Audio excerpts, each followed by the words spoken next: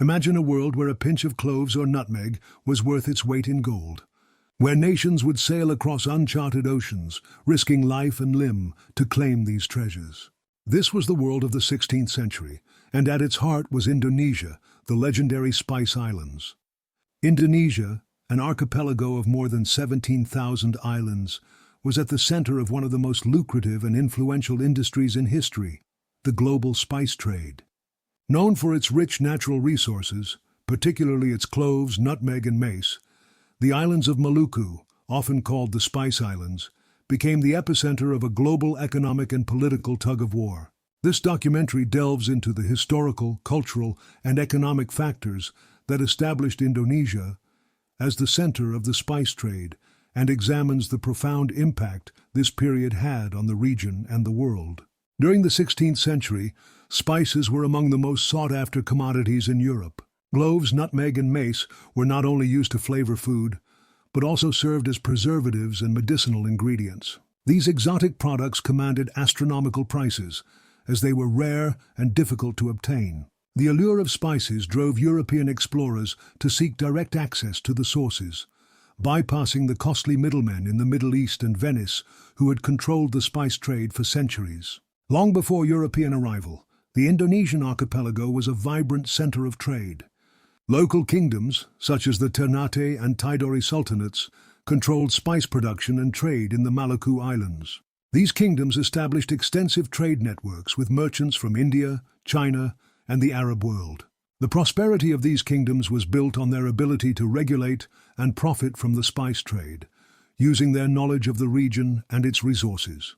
The Maluku Islands, located in eastern Indonesia, were the sole producers of cloves, nutmeg, and mace. These spices grew nowhere else in the world, making the region uniquely significant.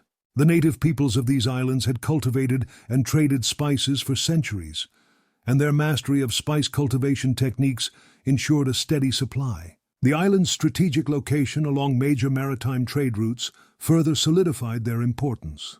Asian traders, particularly those from India, China, and the Arab world, played a crucial role in the early spice trade. They established trade links that connected the Indonesian archipelago to markets across Asia, the Middle East, and eventually Europe. Chinese junks and Arab dhows regularly sailed to the Spice Islands, exchanging textiles, ceramics, and other goods for cloves and nutmeg. This vibrant trade network laid the groundwork for the global demand that European explorers would later exploit. In 1511, the Portuguese were the first Europeans to establish a foothold in the region, capturing the port city of Malacca on the Malay Peninsula and then moving eastward to the Spice Islands. They built fortresses and attempted to monopolize the spice trade. However, their dominance was challenged by other European powers. Spanish expeditions also reached the region, creating competition that disrupted local trade. The Dutch, through the Dutch East India Company, VOC, eventually succeeded in seizing control in the early 17th century. They implemented a brutal strategy to monopolize spice production and trade, including forcing local farmers to destroy excess crops and using military power to suppress resistance. The VOC established a headquarters in Batavia, modern-day Jakarta, making it the hub of their Southeast Asian trade network. Their dominance ensured that Indonesia remained the primary supplier of spices to Europe for over a century. The spice trade brought diverse cultural and religious influences to Indonesia. Arab traders introduced Islam, which became the dominant religion in many parts of the archipelago. Indian and Chinese merchants brought Hindu and Buddhist traditions as well as Confucian values. European missionaries introduced Christianity, further adding to Indonesia's cultural complexity. This blending of influences shaped the region's unique cultural identity. The arrival of European powers had devastating effects on many local communities. Traditional trade networks were dismantled, and indigenous political structures were undermined. Local populations were often subjected to forced labor, displacement, and violence. While the spice trade brought wealth to European powers, it left many Indonesian communities impoverished and destabilized. Despite the immense pressure and violence from colonial powers, local resistance movements began to emerge. Leaders such as Sultan Babula of Ternate resisted Portuguese control, successfully expelling them from his kingdom in the late 16th century. These acts of defiance inspired further resistance, highlighting the resilience and determination of Indonesia's indigenous communities.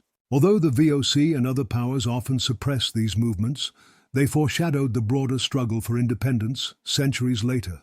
The intense focus on spice production led to significant environmental changes in the region. Forests were cleared to make way for nutmeg and clove plantations, altering local ecosystems.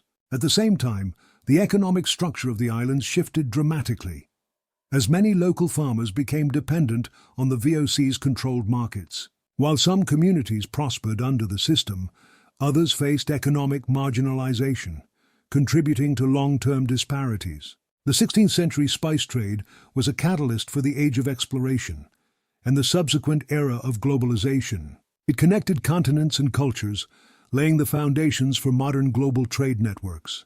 Indonesia's pivotal role in this trade highlighted the region's strategic importance and its vast natural wealth. The legacy of this era continues to influence global economics and geopolitics, demonstrating how the pursuit of spices reshaped the world. Indonesia's position as the center of the spice trade in the 16th century was a unique convergence of natural abundance, strategic geography, and global demand. This era transformed not only the Indonesian archipelago, but also the world, paving the way for modern global trade networks. As we reflect on this history, it serves as a reminder of the enduring power of commerce to shape societies and cultures on an unprecedented scale. By understanding this complex legacy, we can appreciate both the opportunities and challenges that come with global interconnectedness.